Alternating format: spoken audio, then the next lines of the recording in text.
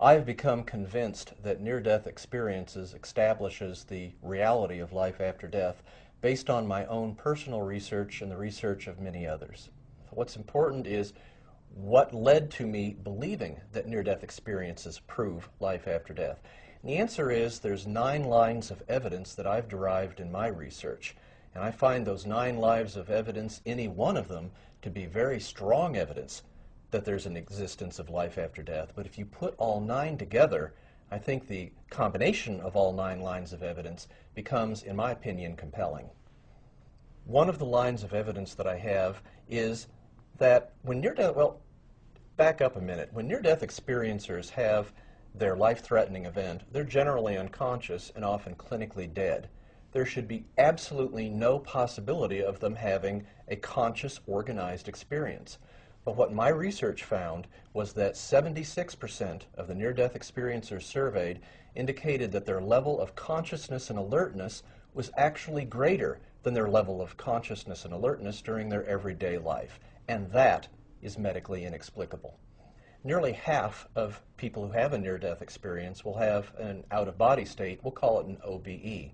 During that time, their consciousness rises up, and usually from an area above their body, they can observe both their own body, often frantic resuscitation efforts, and other earthly ongoing events going on, again at a time that they're often clinically dead.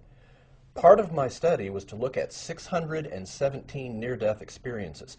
We found 287 of those near-death experiences involved observations of earthly, everyday events at this time when they were unconscious or dead. And to my considerable surprise, we found that an unbelievable 97.6% of the time, every observation that they were making, everything that they shared in our survey in their narrative form was realistic. In other words, there was nothing that seemed unrealistic about their observations of earthly events to either the near-death experiencer or to myself personally looking over their narrative. There's absolutely no medical explanation, even theoretically possible, for having a cardiac arrest, having your heart stop, and being under general anesthesia, and having these incredibly detailed, lucid, vivid, dramatic near-death experiences, especially if these near-death experiences occurring under such extreme situations are the same exact content of experiences that happen to all other near-death experiencers. There's no medical explanation for that possible whatsoever. Certainly, this puts me out, if you will, a little bit on a limb. Here I am as a physician who's actually studied near-death experiences and making an amazing claim that the evidence is so strong that certainly to me it proves the existence of an afterlife. So I would emphasize I want every person to consider the evidence, wherever they find the evidence, whatever they consider the evidence to be, and make up their own mind about how strong they think the evidence is.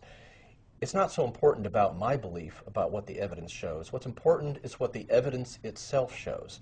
So I would like every person to consider carefully these 9 lines of evidence, consider carefully other evidence for and against the reality of near-death experience that might be important or significant to them individually, and make up your own mind.